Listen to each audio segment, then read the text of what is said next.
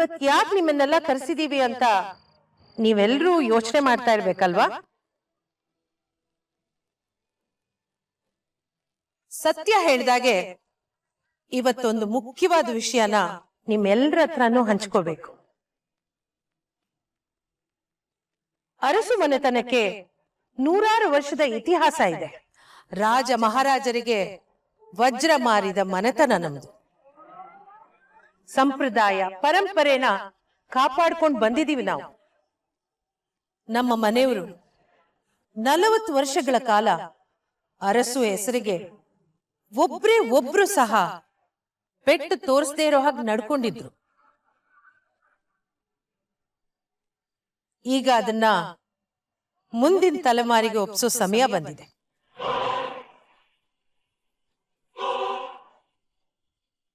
ಅರಸು ಸಾಮ್ರಾಜ್ಯಕ್ಕೆ ವಾರಸ್ದಾರನ್ನ ನೇಮಕ ಮಾಡ್ತಾ ಇದ್ದೀನಿ.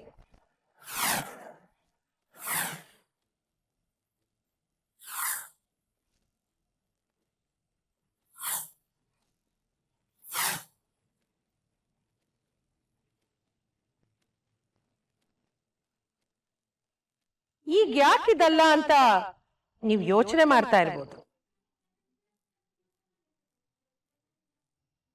ನನಗೂ ವಯಸ್ಸಾಯ್ತು, ಎಷ್ಟು ವರ್ಷ ಇರ್ತೀನೋ ಗೊತ್ತಿಲ್ಲ. ನಾನು ಹೋಗಕ್ ಮುಂಚೆ ಈ ಮನೆಗೆ ಸರಿಯಾದ ದಾರಿನ ತೋರಿಸಿ ಹೋಗ್ಬೇಕು ಅಂತ ಅಷ್ಟೇ.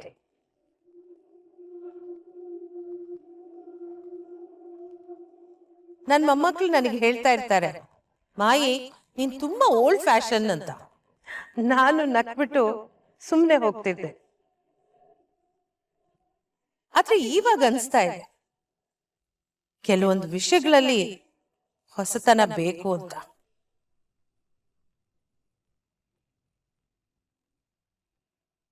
ಅದಕ್ಕೆ ನಾನು ಒಂದು ನಿರ್ಧಾರಕ್ಕೆ ಬಂದಿದ್ದೀನಿ. ಅರಸು ಸಾಮ್ರಾಜ್ಯಕ್ಕೆ ಮುಂದಿನ ವಾರಸ್ದಾರ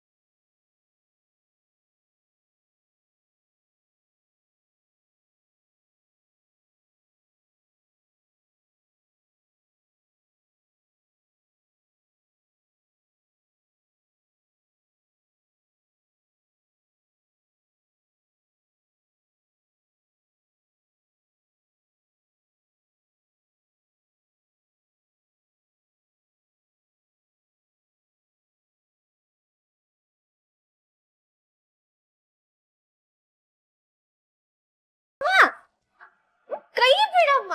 ನಿನ್ ಕೈ ಬಿಟ್ರೆ ನನ್ ಕೈ ತಪ್ಪೋಗ್ತೀಯ. ಬಾ, ಇವತ್ತೆರಡರಲ್ಲೊಂದು ನಿರ್ಧಾರ ಆಗ್ಲೇಬೇಕು. ಬಾ, ಹಾಕೊಳ್ಳೋ ಇದನ್ನ. ಹಾಕೊಳ್ಳಲ್ಲ ನಾನು. ಯಾಕೆ ಹಾಕೊಳ್ಳಲ್ಲ? ಅದ್ ನನ್ ಸ್ಟೈಲ್ ಅಲ್ಲ ಅಮ್ಮ, ಚೆನ್ನಾಗಿಲ್ಲ. ತದಕ್ ಬಿಡ್ತೀನಿ ನೋಡು. 12,000 ಕೊಟ್ಟು ತಂದಿದ್ದೀನಿ ಬಟ್ಟೆನ, ಸ್ಟೈಲ್ ಅಲ್ವಂತೆ. ಬಾಯಿ ಮುಚ್ಕೊಂಡು ಹಾಕೋ. ಬೇಡ ನಂಗೆ. ಹಾಗಾದ್ರೆ ಈ ರೂಮಲ್ಲೇ ಬಿದ್ದಿರು. ಯಾಕೆ ಹಠ ಮಾಡ್ತೀಯಮ್ಮ? ಬಾಯ್ ಮೇಲೆ ಬರ ಹಾಕ್ಬಿಡ್ತೀನಿ ನಿನ್ಗೆ. ನಾನಾ ಹಠ ಮಾಡ್ತಿರೋದು ನೋಡೆ. ಒಂದು ನಾನು ಕೊಟ್ಟಿರೋ ಬಟ್ಟೆ ಒಡವೆ ಹಾಕೊಂಡು ಪಾರ್ಟಿಗೆ ಬಾ, ಇಲ್ಲ ರೂಮಲ್ಲೇ ಬಿದ್ದಿರು. ಅಮ್ಮ, ನಿನ್ನ ಹತ್ರ ಜಗಳ ಆಡಿ ಆಡಿ ಸಾಕಾಗಿ ಹೋಗಿದೆ ನನ್ಗೆ. 2ರಲ್ಲಿ1 ಮಾಡು. ಊರೂರೆಲ್ಲ ಆಡ್ಕೊಳಂಗಾಗಿದೆ ನನ್ನ. ಎಲ್ರ ಮಕ್ಕಳು ತಿಂದ್ರೆ ನನ್ನ ಮಗಳು ಪ್ರೀತಿ.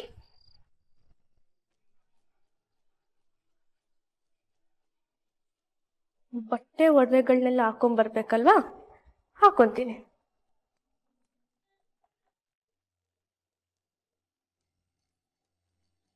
ಈಗೇನ್ ಮಾಡ್ತೀಯ ಐಶ್ವರಿ?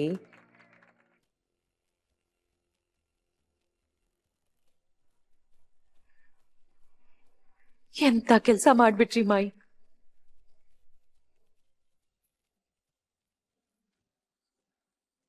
ಛಾಯಾ, ನನ್ನ ಮಗಳು ನನ್ನ ಸ್ಥಾನ ತುಂಬ್ತಾ ಇದ್ದಾಳೆ ಅಂದ್ರೆ ನನಗೆ ಎಷ್ಟು ಖುಷಿ ಆಗುತ್ತೆ ಗೊತ್ತಾ? ಬಾ.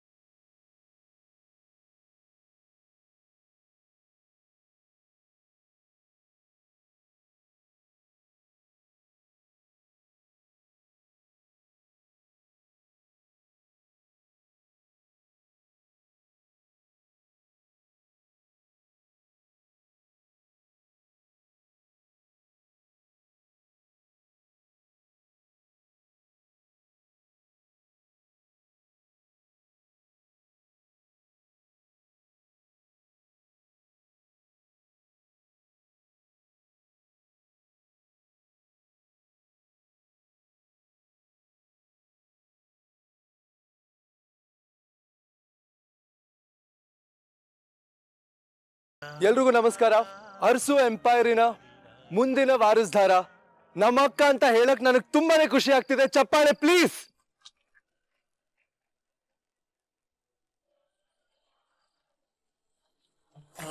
So presenting you the best sister in the world, Chhaya Aras.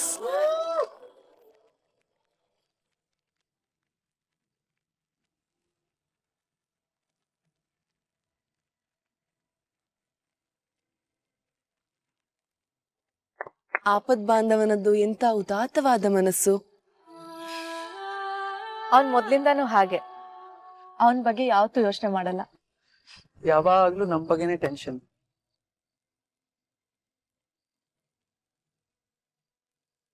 ಎಂತೆಂತ ದೇವಾನುದೇವತೆಗಳೇ ಅಧಿಕಾರದ ಮದಕ್ಕೆ ನಾಶವಾಗಿ ಹೋಗಿದ್ದಾರೆ.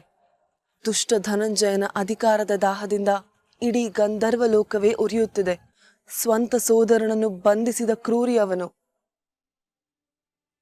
ಅಂತಹುದರಲ್ಲಿ ತನ್ನ ಸೋದರಿಗಾಗಿ ಎಲ್ಲವನ್ನೂ ತ್ಯಾಗ ಮಾಡಿಬಿಟ್ಟ. ಆಪತ್ ಬಾಂಧವ ನಿಜಕ್ಕೂ ಉನ್ನತ ವ್ಯಕ್ತಿ. ನಮ್ಮ ಅಣ್ಣ ಅಂದ್ರೆ ಏನ್ ಸುಮ್ನೆನಾ?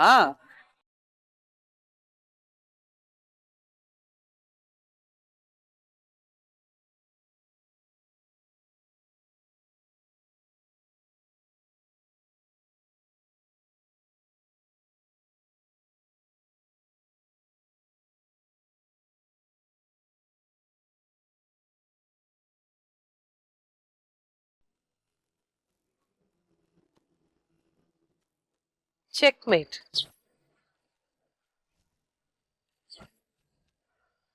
ಆಟ ಶುರು ಆಗಕ್ ಮುಂಚೆನೆ ಸೋತೋದಿಯಲ್ಲ ಈಶ್ವರಿ. ಮಾಯಿ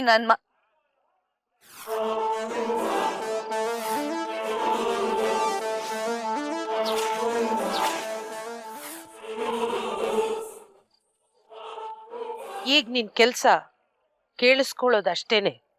ಯಾಕೆಂದ್ರೆ ಮಾಯಿ ಮಾತಾಡ್ತಾ ಇದ್ದಾಳೆ. ಏನ್ ಮಾಡ್ತೀಯ ಈಗ? ಪ್ರದ್ಯುಮ್ನನಿಗೆ ಆಸ್ತಿಯಲ್ಲಿ ಏನು ಬರಲ್ಲ ಅಂತ ಗೊತ್ತಿದ್ರು ನಿನ್ ಮಗಳನ್ನ ಕೊಟ್ಟು ಮದ್ವೆ ಮಾಡ್ತೀಯಾ? ನೀನ್ ಈ ಮನೆ ಕಾಲಿಟ್ಟಾಗ ಯೋಚನೆ ಮಾಡಿದ್ದೆ ಅನ್ಸುತ್ತೆ, ದೇವಿಯ ನಿಮ್ ಮುಗ್ಧೆ ಏನು ಗೊತ್ತಾಗಲ್ಲ, ಆಟ ಆಡ್ಸ್ಬೋದು ಅಂತ. ಆದ್ರೆ ಮರ್ತ್ಬಿಟ್ಟೆ ನೀನು, ಈ ಮನೆಯಲ್ಲಿ ನಡೆಯೋದು ಮಾಯಿ ಮಾತು ಮಾತ್ರ ಅನ್ನೋದು. ನಾನ್ ನಿನ್ ತಾಯಿ ಅನ್ನೋದನ್ನ ನೆನ್ಪಲ್ಲಿಟ್ಕೋ ಇಶ್ವಿ. ನಿನ್ನ ಹಾವಿನ ಬುದ್ಧಿನ ನನ್ನ ಹತ್ರ ಇಟ್ಕೋಬೇಡ. ಒಂದು, ನೀನು ನಿನ್ನ ಮಗಳು ಗಂಟು ಮೂಟೆ ಕಟ್ಕೊಂಡು ಈ ಮನೆಯಿಂದ ಹೊರಡ್ತಾ ಇರ್ಬೇಕು. ಇಲ್ಲ ಇದೇ ಮನೆಯಲ್ಲಿ ಇದ್ದು ಅವಮಾನನ ಅನುಭವಿಸ್ಬೇಕು.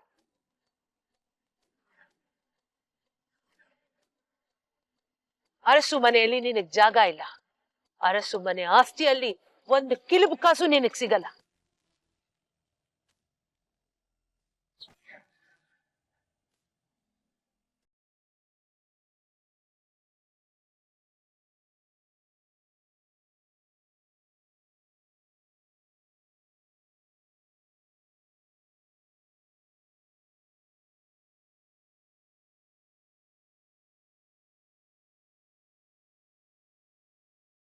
ಎಂಪೈರ್ನ ನನ್ನ ಮಗಳು ಆಕಾಶದ ಎತ್ತರಕ್ಕೆ ತಗೊಂಡು ಹೋಗ್ತಾಳೆ ಅನ್ನೋ ಭರವಸೆ ನನಗೆ 100ಕ್ಕೆ 100 ಇದೆ.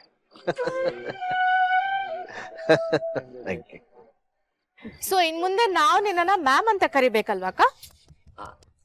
ಮ್ಯಾಮ್ ಅಲ್ಲ, CEO, ಚೀಫ್ ಎಕ್ಸಿಕ್ಯೂಟಿವ್ ಆಫೀಸರ್. ಅಕ್ಕ, ಇವನ್ ಇದೇ ತರ ಕೆಟ್ಟ ಜೋಕ್ ಮಾಡ್ತಿದ್ರೆ ನೀನು ಅವನ್ಗೆ ಪನಿಷ್ಮೆಂಟ್ ಕೊಡ್ಬೇಕಾಯ್ತಾ?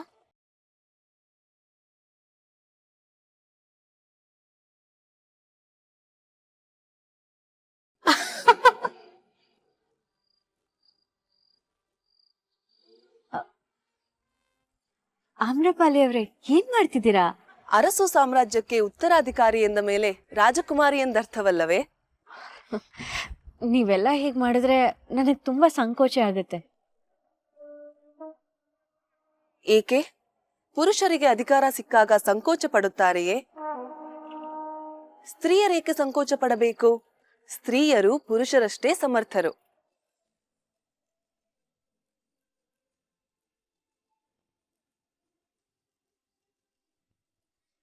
ಅಕ್ಕ ಬಾ.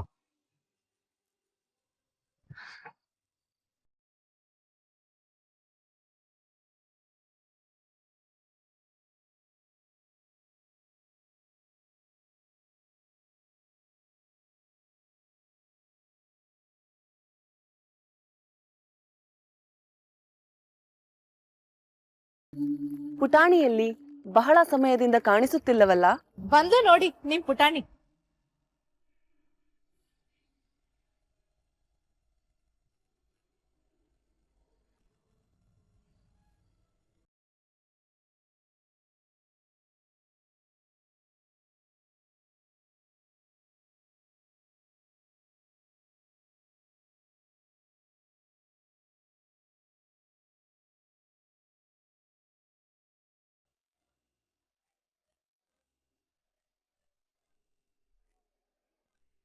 ನೀನ್ ಹಿಂದೆ ಚಿಕ್ಕ ಮಗಳಲ್ವೇನಮ್ಮ? ಹೌದಾ ಆಂಟಿ? ನಾನ್ ನಿನ್ ನೋಡ್ದಾಗ ನೀನ್ ಇನ್ನ ಚಿಕ್ಕ ಹುಡ್ಗಿ, ನಿಂಗ್ ಇನ್ನ 2 ವರ್ಷ. ಹೌದಾ ಆಂಟಿ? ಈಗ್ಲೂ ಅಷ್ಟೇ ಕ್ಯೂಟ್ ಆಗಿದ್ದೀನಲ್ವಾ? ಕಮಲ ಅವ್ರೆ, ಒಂದ್ ನಿಮಿಷ ಬಾರೆ.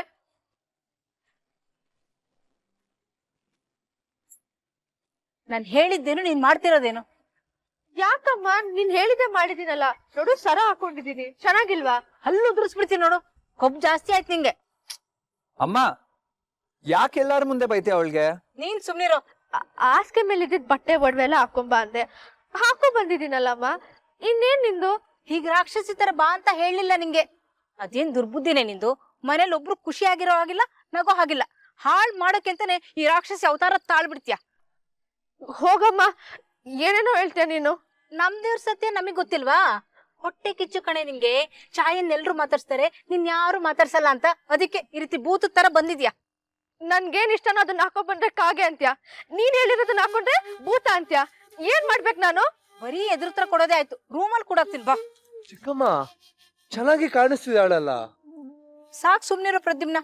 ಅವಳು ಕುಣಿತಾಳೆ ಅಂತ ನೀನು ಕುಣಿಬೇಡ. ಹಾಗಲ್ಲ ಚಿಕ್ಕಮ್ಮ. ಇನ್ನೇನು, ಆನ್ಯನ್ನು ಚಾಯನ ನೋಡು, ಇವಳಿಗೂ ಅವ್ರ ತರ ಇರಕ್ ಏನ್ ರೋಗ? ಎಲ್ರ ಮುಂದೆ ಮಾನ ಕಳಿತಾಳೆ. ಬಂದವರೆಲ್ಲ ಇವ್ರಮ್ಮ ನಾನು ಅಂತ ಚೀತು ಅಂದ್ರೇನೆ ಇವಳಿಗೆ ಸಮಾಧಾನ. ಒಂದೊಂದ್ಸಲ ಈ ಕರ್ಮ ಅನುಭವಿಸೋ ಬದಲು ಇವಳು ನನ್ ಮಗಳ ಹುಡ್ತಾ ಇದ್ರೇನೆ ಚೆನ್ನಾಗಿರ್ತಿತ್ತು ಅನ್ಸುತ್ತೆ.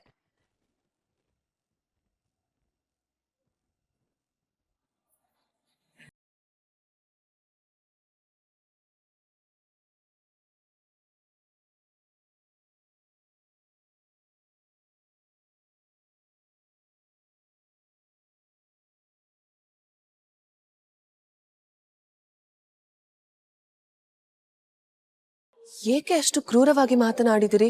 ಕ್ರೂರ ಅಂತೆ? ಅವಳು ಕೊಟ್ಟಿರೋ ಕಾಟ ನೀನ್ ಅನುಭವಿಸಿದ್ರೆ ಹೀಗೆ ಹೇಳ್ತಾ ಇರ್ಲಿಲ್ಲ ನೀನು. ಅವಳ ಇಷ್ಟದ ಹಾಗೆ ಉಡುಪು ಧರಿಸಿದ್ದಾಳೆ, ಅದರಲ್ಲಿ ಯಾವ ಕಾಟವಿದೆ?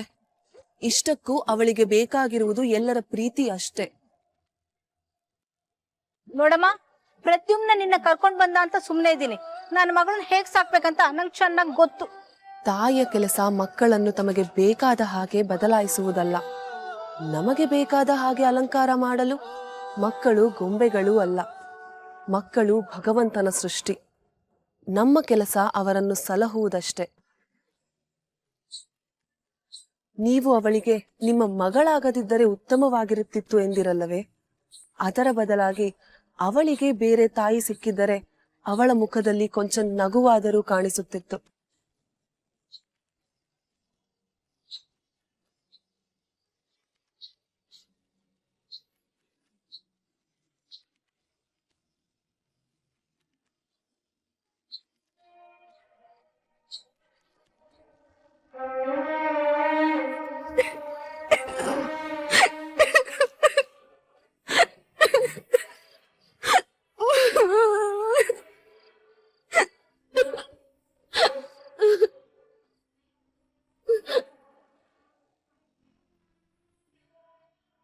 ಮನೇಲಿ ಒಬ್ರು ಖುಷಿಯಾಗಿರೋ ಹಾಗಿಲ್ಲ, ನಗೋ ಹಾಗಿಲ್ಲ. ಹಾಳ್ ಮಾಡೋಕೆ ಅಂತಾನೆ ಈ ರಾಕ್ಷಸಿ ಅವತಾರ ತಾಳ್ಬಿಡ್ತೀಯ. ಒಂದೊಂದ್ಸಲ ಈ ಕರ್ಮ ಅನುಭವಿಸೋ ಬದಲು ಇವಳು ನನ್ ಮಗಳ ಹುಡ್ತಾ ಇದ್ರೇನೆ ಚೆನ್ನಾಗಿರ್ತಿತ್ತು ಅನ್ಸುತ್ತೆ.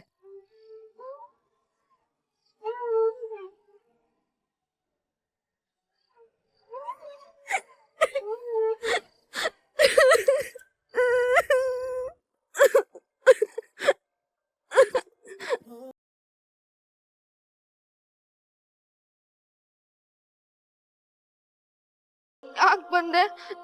ನನ್ನ ರಾಕ್ಷಸಿ ಅಂತ ಕರಿಯಕ್ಕ?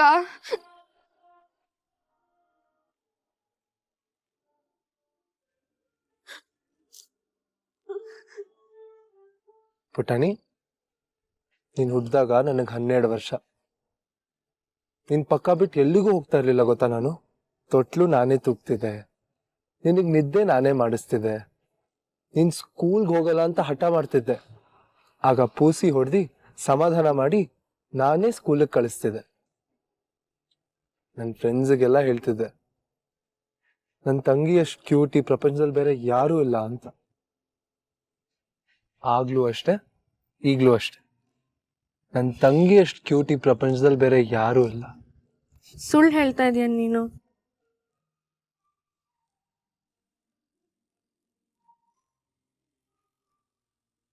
ಇಲ್ಲಿ ನೋಡು,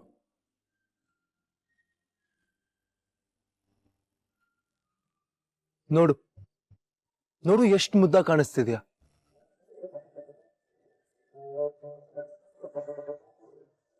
ನನ್ ದೃಷ್ಟಿನೇ ತಾಗತ್ತೆ. ನೋಡ್ದ್ಯಾ ಎಷ್ಟು ನೆಟ್ಗೆ ಬಂತು. ಪುಟಾಣಿ, ಬೇಕಾದ್ರೆ ಇಡೀ ಜೀವನ ನೀನ್ ಕಬ್ಬಟ್ಟೆನೆ ಹಾಕು, ಅಥವಾ ಕೋತಿ ತರ ಡ್ರೆಸ್ ಮಾಡ್ಕೊ, ಇಲ್ಲಾಂದ್ರೆ ಜೋಕರ್ ತರ ಮುಖಕ್ಕೆ ಬಣ್ಣ ಹಚ್ಕೊ. ನಿನಗೆ ಹೇಗ್ ಬೇಕು ಹಾಗಿರು. ನೀನ್ ಯಾವತ್ತಿದ್ರೂ ಮುದ್ದಾಗೆ ಕಾಣಿಸ್ತ.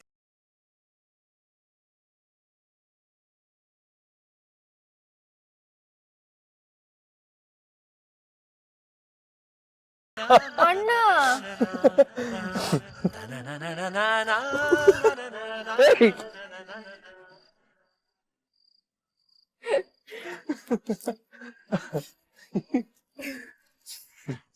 ಇವತ್ತು ಅಮ್ಮನ್ ಜಾಸ್ತಿನೇ ಇರಿಟೇಟ್ ಮಾಡ್ದೆ ಅನ್ಸತ್ತೆ ಅಲ್ವಾ? ಸ್ವಲ್ಪ ಜಾಸ್ತಿನೇ. ಆದ್ರೆ ಅಮ್ಮ ಯಾಕೆ ನನ್ನ ಅರ್ಥನೇ ಮಾಡ್ಕೊಳ್ಳಲ್ಲ? ನಾನು ಹೀಗಿದ್ರೆ ಏನ್ ತಪ್ಪು? ಯಾವಾಗ ನೋಡಿದ್ರೆ ಅವ್ರ ತರ ಇರು ಇವ್ರ ತರ ಇರು ಅಂತ ಕಂಪೇರ್ ಮಾಡ್ತಾನೆ ಇರ್ತಾರೆ.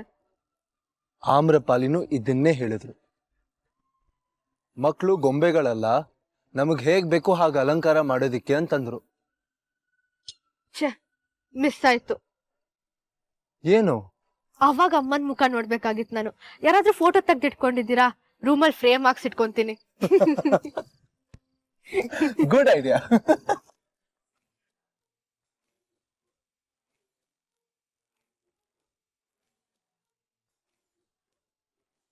ಚಾಯಂಗೆ ಈ ಮನೆ ಆಸ್ತಿ ಎಲ್ಲ ಸಿಗುತ್ತಂತೆ. ಮೈ ಫುಟ್, ನನ್ ಪರ್ಫ್ಯೂಮ್ ಈಗ ಯಾರು ಕೊಡಿಸ್ತಾರೆ? ಎಲ್ಲ ಈ ಮಮ್ಮ ಇಂದಾನೆ ಆಗಿದ್ದು. ಶೋನಾ, ಜಾಸ್ತಿ ಪ್ರಶ್ನೆ ಕೇಳ್ಬೇಡ. ಶೋನಾ, ನಾನು ಹೇಳ್ದಷ್ಟೇ ಮಾಡು. ಶೋನಾ, ಪ್ರದ್ಯುಮ್ನನ್ ಇಂಪ್ರೆಸ್ ಮಾಡು ಅಂತ ಹೇಳಿದ್ರು. ಇಂಪ್ರೆಸ್ ಮಾಡಿ ಏನ್ ಬಂತು? ಈ ಪ್ರದ್ಯುಮ್ನನ್ ಮದ್ವೆ ಆಗೋದು ಒಂದೇ, ಬಿಗ್ಗರ್ನ ಮದ್ವೆ ಆಗೋದು ಒಂದೇ. My foot.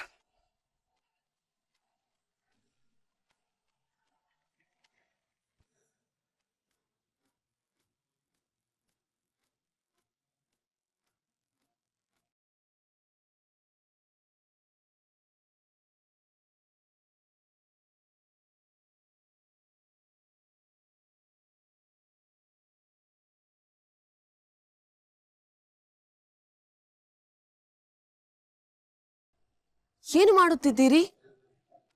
ನೀನ್ ಯಾರದನ್ನ ಕೇಳಕ್ಕೆ? ನಿನ್ನ ಕ್ರೋಧವನ್ನು ಈ ಪುಷ್ಪಗಳ ಮೇಲೇಕೆ ತೋರಿಸುತ್ತಿರುವೆ? ವಾಟ್? ಕ್ರೋಧ ಅಂತೆ, ಪುಷ್ಪ ಅಂತೆ. My foot.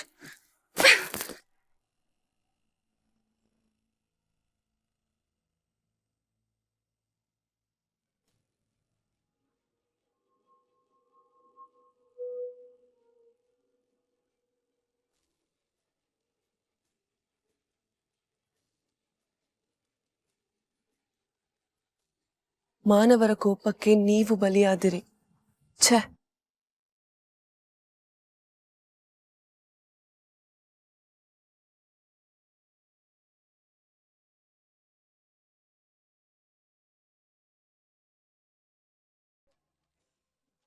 ನಿಮ್ಮ ಜಾಗ ನೆಲದ ಮೇಲಲ್ಲ, ದೇವರ ಪಾದದಲ್ಲೋ ಹೆಂಗಳೆಯರ ಮುಡಿಯಲ್ಲೋ ಇರಬೇಕು ನೀವು.